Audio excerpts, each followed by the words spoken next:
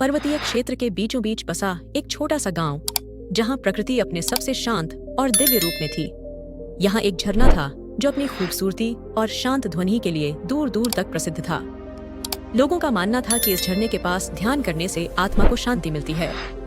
इस झरने के पास एक साधु निवास करते थे। वह साधु किसी साधारण सन्यासी की तरह नहीं, बल्कि गहन ध्यान और आध्यात्मिकता में डूबे हुए व्यक्ति थे। उनका नाम स्वामी आदित्य था। वह रोज सुबह झरने के किनारे ध्यान करते और शाम को गांव के लोगों को उपदेश देते। उनके शब्दों में एक अद्भुत शांति थी जो हर सुनने वाले को मंत्रमुग्ध कर देती। उसी गांव में आर्या नाम की एक लड़की रहती थी। वह 21 वर्ष की एक जिज्ञासु युवती थी। उसके मन में जीवन और प्रेम को लेकर कई सवाल थे। आर्या को झरने के पास समय बिताना बहुत पसंद था।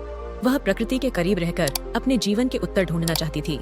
एक दिन आर्या ने झरने के पास ध्यान मग्न साधु को देखा। उनकी आंखें बंद थीं और उनके चेहरे पर ऐसी शांति थी जैसे वे संसार की हर समस्या से परे हों। आर्या ने पहली बार ऐसा आत्मिक शांति से भरा व्यक्ति देखा था। उसकी जिज्ञासा बढ़ गई और वह धीरे धीरे उनके पास गई।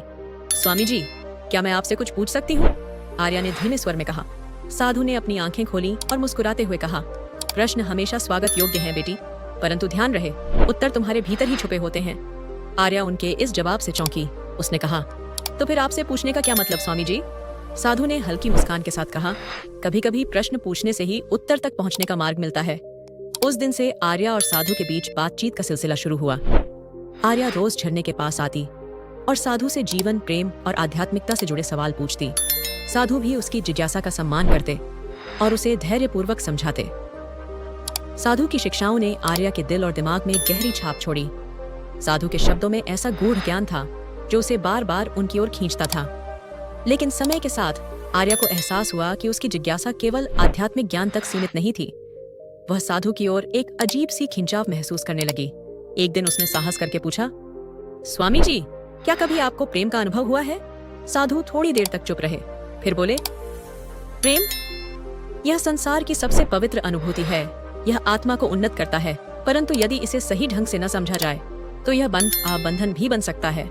आर्या ने पूछा, तो क्या आप मानते हैं कि प्रेम और साधना एक साथ संभव है?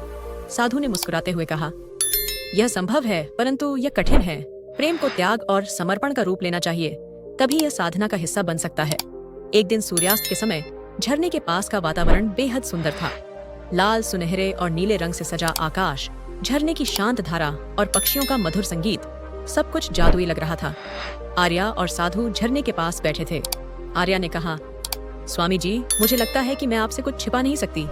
मेरे मन में आपके लिए जो सम्मान है वह अब केवल गुरु शिष्य का नहीं रहा, यह कुछ और बन गया है। साधु उसकी ओर देख रहे थे।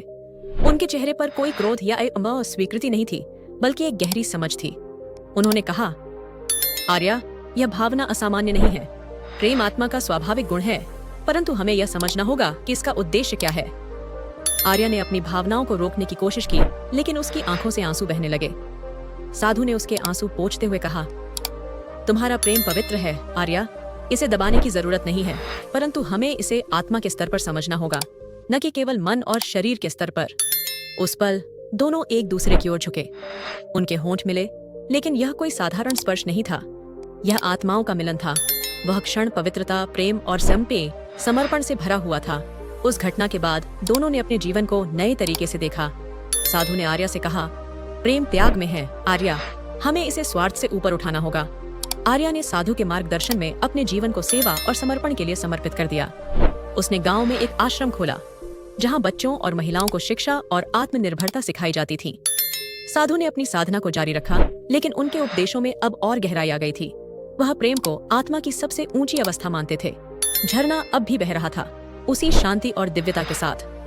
वह झील झरना उन दोनों के मिलन का साक्षी था, जो केवल भौतिक नहीं बल्कि आध्यात्मिक था। आर्या और साधु ने जीवन को अलग अलग रास्तों से जिया, लेकिन उनकी आत्माएं हमेशा जुड़ी रहीं।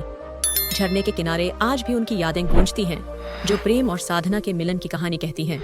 यह कहानी हमें सिखाती है कि प्रेम केवल पाने का नाम नहीं, बल्कि आत्मा को ऊंचा उठाने का साधन है।